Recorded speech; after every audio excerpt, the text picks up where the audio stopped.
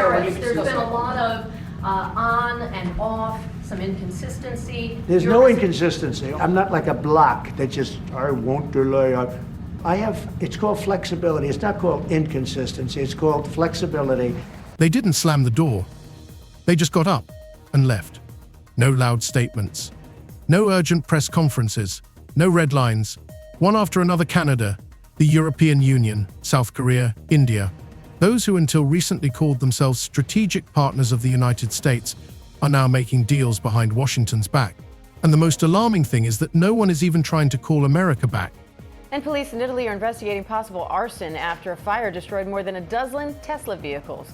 Elon Musk is calling the incident at a Rome dealership terrorism. This comes as Tesla has been the target of recent protests around the world.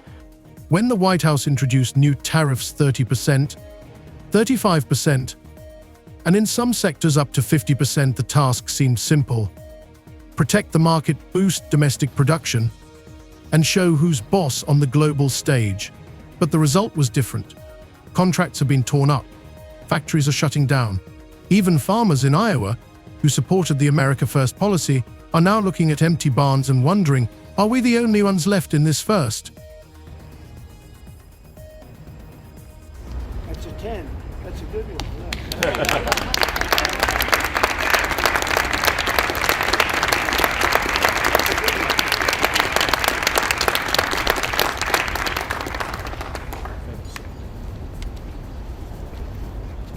In the first months of 2025, US exports to Canada fell by more than $32 billion. The EU cut back on purchases of American pharmaceutical and technology goods. Apple and Microsoft, companies born on American soil, began moving their supply chains to South Korea and Japan. And in response, no noise, no hysteria. After Trump imposed those sweeping 25% tariffs on aluminum and steel imports, the European Union retaliating with tariffs on up to $28 billion of U.S. goods. Trump making it clear this isn't over, vowing to respond in kind with sweeping retaliatory tariffs early next month. Only a distinct silence, a silence that hides not weakness, but a carefully calculated plan. While Washington continued to raise tariffs, Toronto and Brussels were redrawing the geography of trade. In 6 months, Canada doubled its gas imports from Asia.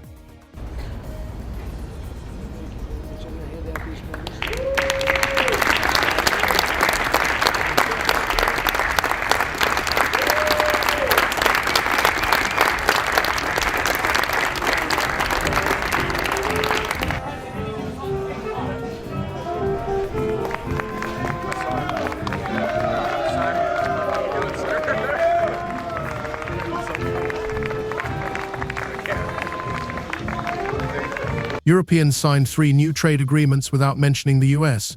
Even Australia and the United Arab Emirates openly declared, "We are no longer waiting. We are moving forward." I think you're going to remember today, it's going to be a free nation that we're dealing with. We're going to have a very free and beautiful nation. It's going to be Liberation Day in America, and it's going to be a day that hopefully you're going to look back in years to come and you're going to say, you know, he was right. This has turned out to be one of the most important days in the history of our country. But this is not just about economics. It is about a loss of trust. And in a world where trust is more important than money, restoring it is virtually impossible. History has seen such moments before. In the 1930s, there was the Smoot-Hawley tariff. In the early 2000s, there were Bush's tariffs. In both cases, there were promises of growth, job protection, and catastrophic failure. We've been through all this before. But perhaps the only difference now is that last time, the world still believed that the US could redeem itself. After weeks of whiplash, Trump threatening tariffs, imposing some and walking back others, many Americans are feeling the uncertainty. In Swisher, Iowa, distillery owner Jeff Quint says it's paralyzing. The bourbon industry is going to be collateral damage in this tariff war. I don't really think there's any way around that. And he's not alone. Tonight, the majority of Americans, 61%, now say they disapprove of how the president is handling tariffs. 56% say they disapprove of his handling of the economy overall. But the president has dismissed those concerns tonight, saying he has the right to change course. Today, it simply isn't waiting anymore. This is not a trailer for a political thriller. This is not a hypothesis. This is what is happening right now. And the question we raise in this video is not why others have left the negotiating table. It is whether we have noticed that we are the only ones left at the table. Stay with us in the next few minutes. You will see figures, facts, stories of ordinary people, and how a silent boycott by Alice can be louder than any sanctions.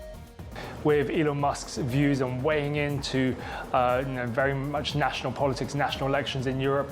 And then on top of that, when you see the backdrop of Tesla upgrading its product line and the impact of them trying to chase more sales at the back end of last year, that means it's short on inventory. It can't necessarily sell as many vehicles or doesn't have as many in stock to sell. So there is that issue there of a confluence of impacts, which means that sales have been falling.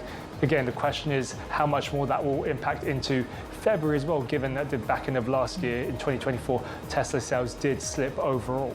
It didn't start with a loud statement, an ultimatum, or even a diplomatic conflict. It all started with a dry figure in a US Treasury report. 30%, that's the tariff they decided to impose on imports of a number of European and Canadian goods. Officially, this was done to protect domestic producers and restore the country's industrial power. Unofficially, it was a political gesture of strength aimed at an electorate tired and anti-elector of globalization and cheap imports. The decision was instantaneous, but the consequences were protracted, like an icy front slowly descending on allies, turning trading partners into economically wary observers. US President Donald Trump has announced a 25% tariff on all car and light truck imports into the country. It's due to come into effect on April 2nd. Economists and world leaders are warning that it will be a tax on consumers and have a chilling effect on the global economy.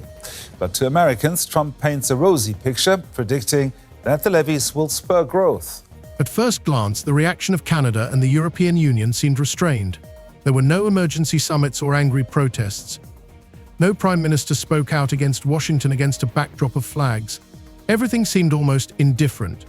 And it was precisely this indifference that concealed the real threat. While the White House was preparing for another round of sanctions rhetoric, a reformatting of world trade was beginning behind the scenes in Ottawa and Brussels. It was not spontaneous or hysterical, but systematic, well thought out, and based on a clear understanding. In a world where the rules of the game change overnight, new partners must be found urgently. Ready? The higher the tariff, the more likely it is that the company will come into the United States and build a factory in the United States so it doesn't have to pay the tariff. That will take many, as you know, that will take many years.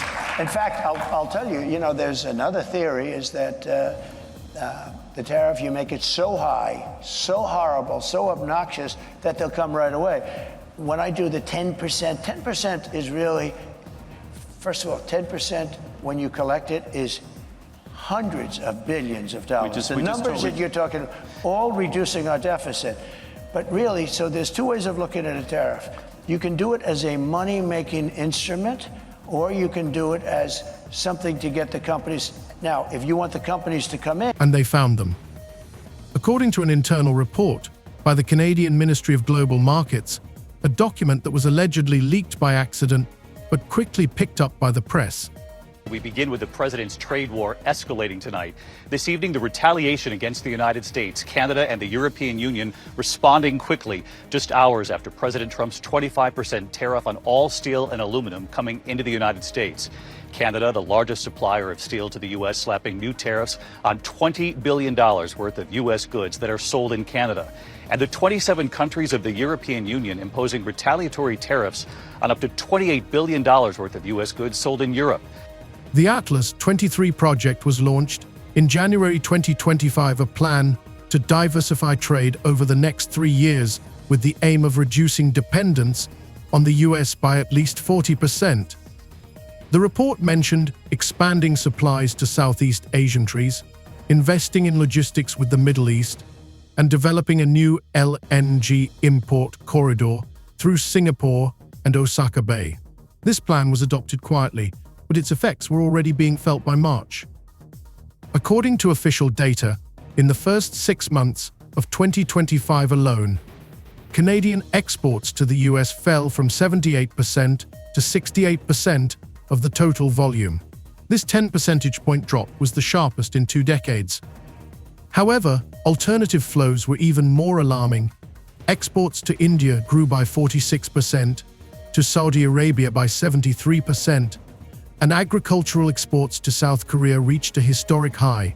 All this was accompanied by a cryptic statement from a representative of the Canadian Foreign Ministry. "We are not breaking off relations. We are rebuilding trust." One line, but it said it all a refusal to play by the old rules. The European Union followed the same path, but more subtly. Brussels did not engage in open confrontation.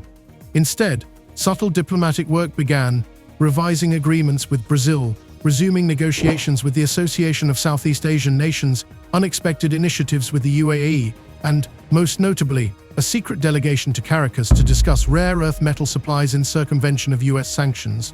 One member of this delegation, a former EU trade commissioner, described the essence of the strategy in a private conversation with Belgian journalists. Why burn bridges when you can just build new ones but in a different direction? Meanwhile, no one in Washington noticed the dwindling number of guests, or pretended not to notice. Briefings continued to feature speeches about restoring industrial greatness, reviving American steel and the farm heartland. But while politicians fought for headlines, major international partners were abandoning deal after deal. The most telling case occurred in April, when a German medical equipment company terminated a 3-year contract with an American manufacturer in Illinois due to sharp price increases for components linked to new taxes. The contract, worth $84 million a year, was quietly redirected to the Czech Republic and Taiwan. But the real symbol of what was happening was the case in Vancouver, where the spot traditionally occupied by the American delegation's stand at an international energy technology exhibition was empty. No flags, no representatives. The space had been booked but cancelled 3 days before the start. It was taken by representatives of the United Arab Emirates, who presented a joint project with Canada and South Korea, an innovative $18 billion hydrogen hub. At a press conference, the UAE's energy minister said briefly, "We were looking for stability. We found it." This refusal to participate, symbolic and almost demonstrative, caused silent shock in US business circles. After all, such events used to begin with American speeches and end with American signatures. Now everything has changed.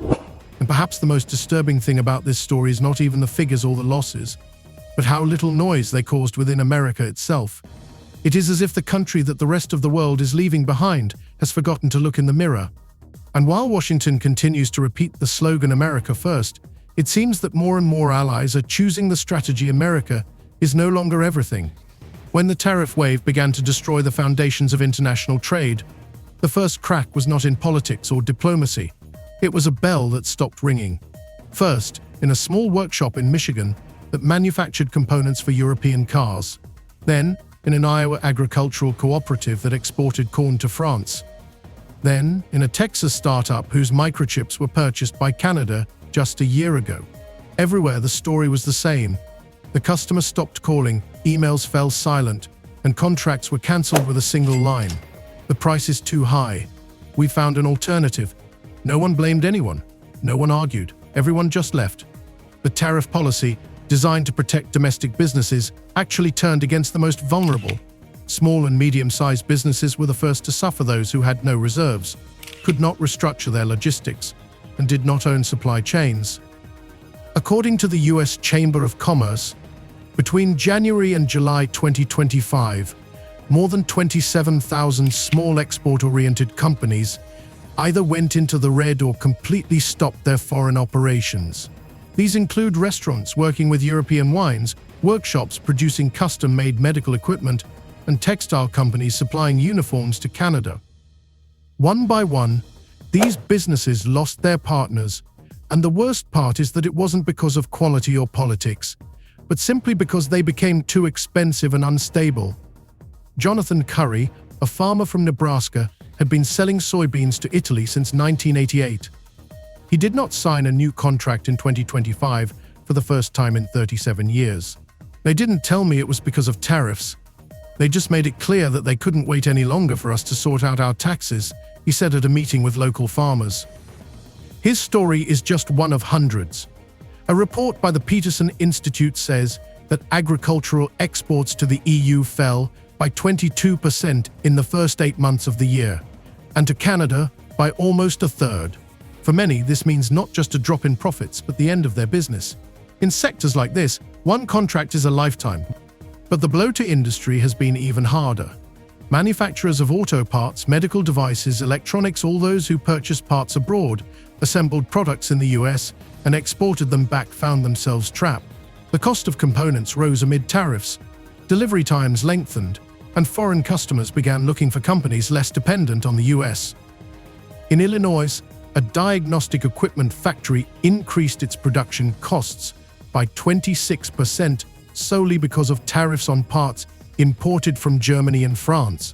Management tried to offset the cost increases through internal optimizations, but in May the plant laid off 74 employees. A contract with a major Swiss customer was not renewed. The reason was price and delivery instability. The situation in Detroit, a city that for decades was considered the heart of American industry, took on a particularly dramatic turn. There, at one of the medium-sized auto parts plants, which employed about 400 people, an export order to Canada was halted after counter-tariffs were introduced. The duty on American parts in response to Washington's actions was 15%. Canadian manufacturers simply transferred their orders to South Korea. And again, there was no fuss or scandal. Just a new letter, a new address, a new country. A factory in Detroit laid 120 people.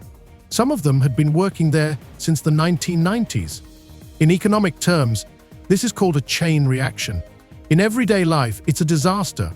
After all, each person who loses their job is not just a statistic, but a family, a mortgage, debts, and children's education. And in this context, it is particularly frightening that these people did nothing wrong. They just happened to be on the wrong side of the border when it became a trade war. Against the backdrop of losses among small companies, corporations also began to feel the effects. A major aircraft manufacturer in Minnesota reported that aluminum tariffs forced it to transfer contracts with France and Belgium to subcontractors in Mexico. The company's revenue fell by 19%, the first decline in 12 years. According to unofficial data, General Parts Solutions is negotiating the transfer of some of its production lines to Vietnam in order to circumvent tariff barriers and return to the EU supply chain. Thus, the attempt to bring jobs back to America is actually encouraging large businesses to further move production abroad. But perhaps the main tragedy of this whole situation is not economic, but psychological. America has become a country that people have not left in anger, but have simply stopped waiting for. This is where the real blow lies. One EU diplomat admitted in a private conversation that they had not even discussed the idea of returning to pre-war trade status with the US. We are no longer wasting resources waiting, we are developing alternatives. This sentence encapsulates the main transformation. While America is fighting for control, the world is moving towards risk management, and the US is becoming a risk. All of this brings us to the key question. How did a policy designed to protect the country become the cause of its internal weakening? The answer lies in the inability to distinguish between strength and isolation. A country that once dictated the rules of the global game is now unable to keep up with the new rules that are being written without it. And no one is complaining. No one is reproaching. It's just a different table, a different partner, a different deal. The real pain is hidden in this silence. When you are no longer the center, no one asks why. America has always been more than a country. It was a reference point, the center of gravity of the global order, a place where alliances were formed, agreements were signed, and decisions were made that determined the course of entire continents. But today, the diplomatic tables where only one participant used to be expected are noticeably empty. Not physically empty, but morally. The US is no longer seen as an indispensable player. Worse, it is increasingly seen as a source of instability. After all, if an ally can suddenly change the rules for the sake of its domestic political agenda, what is the point of building long-term bridges with it? Over the past 2 years, the world has begun to slowly but surely move away from Washington. The EU, Canada, Japan, India, and Australia, countries traditionally considered the closest partners of the US, are creating their own trade and their own technology axes, excluding America not out of malice, but out of caution. According to the European Policy Centre, between 2023 and 2025, the EU has signed or concluded negotiations on 10 major free trade agreements, none of which include the US. Canada is participating in 14 new trade platforms, including digital and energy alliances with the UAE, Singapore, and South Korea. At the same time, some agreements explicitly include provisions on guarantees against unilateral political decisions by third countries, a veiled but unambiguous signal